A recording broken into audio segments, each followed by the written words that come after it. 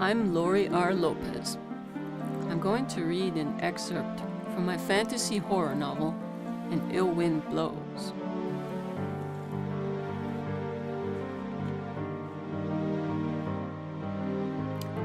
A chill passed through me.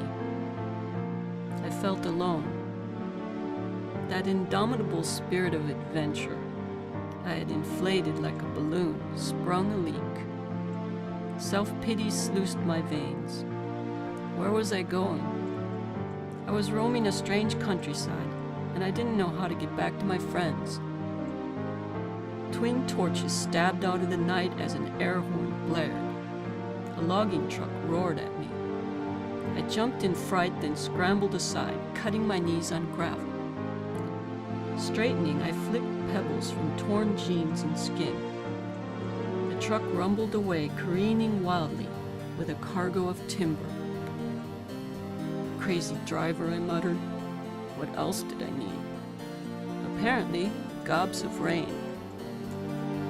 My clothes quickly grew saturated, as if a lake or river in the heavens were overflowing on my head. Shoes squeaking, denim chafing along the road. I was informed by a sign it was 13 miles to Woebegone. 13 miles?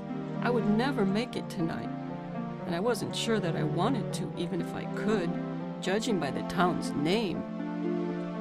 Halting, I considered ducking below a tree, but it might rain for hours. I needed to find a phone and call my aunt to verify that it wasn't her I saw being sucked into the cyclone. I needed to call the cops to help the people who were. Maybe there would be a house, a roadside tavern or diner, a gas station. I was an optimist, so I kept squishing forward and arrived at the gate to a cemetery. Not quite what I was hoping for. Still, perhaps there was a mausoleum or caretaker's office. I entered the graveyard. I know, dumb move. Really dumb, as it turned out. Heed my advice. Don't ever stroll between columns of tombstones on a dark and stormy night. Stay home, lock your doors and windows, draw the curtains. Stepping on a mushy path, I was a bundle of nerves. My eyes darted side to side as I tremblingly trod toward a stone structure. All the usual fears crowded my cranium. The walking dead, the undead, the dead. I didn't want to meet any of them. Rain ceased. I could then divine the scrape and shuff thud of digging.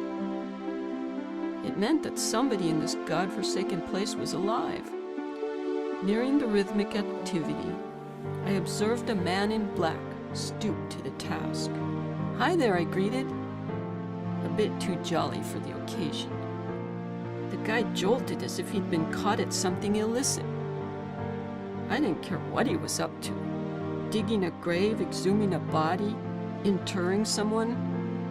I just wanted to use a phone. I was one of the few individuals in the world who didn't carry the device with me at all times. Believe it or not, since the accident, I didn't like talking on telephones. Back to the Gravedigger. Or grave robber, whatever the case might be.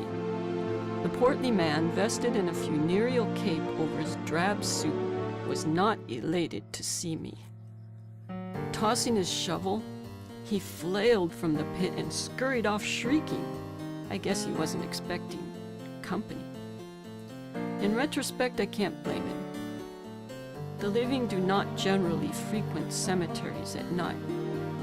Then, however, I was highly offended. I was also sodden, exhausted, and almost as cold as a cadaver. "Hey," I squawked, "you don't have to be rude." I approached the entrance of the building, fingers crossed for a payphone or reception desk inside. These things never go well. You can't just waltz into a crypt without a hammer and some stakes, cloves of garlic, and an axe or chainsaw. That's just basic in these situations. I was inexperienced at surviving horror scenes, what can I say? The door, of course, creaked. My steps echoed on a marble floor. "Hello? Is anyone here?" I inquired. No response. That was a good thing. The mausoleum seemed empty except for wall plaques and doors to the coffin chambers. My soles tapped as I strode a distance within. There could be a phone around the corner, I rationalized. Yeah, right.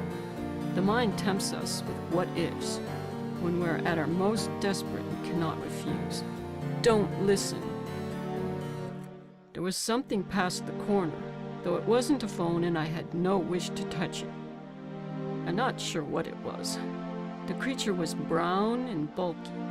Its body resembled a combination of soil and roots, bones and tendons, coated with translucent slime. The face was another matter. Hideous does not begin to describe the face. Its skin writhed with a legion of blood-red worms. The eyes were holes, baseless and bereft, darker than black. Gazing into them, part of you was being siphoned. You had to rip your eyes from its contact. The nose consisted of 3 small tentacles, vermilion in color, with stingers on the tips ringed by black feelers. Its mouth had suction lips, spider fangs, and a vivid red tongue with a hollow cusp for latching and drinking.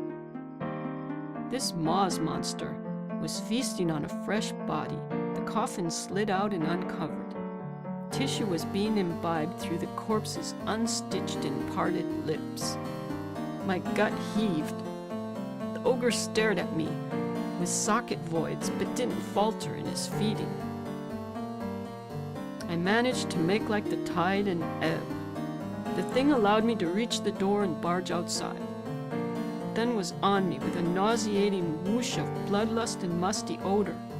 I fought to extricate myself from roots and muscles twining about my arms and torso.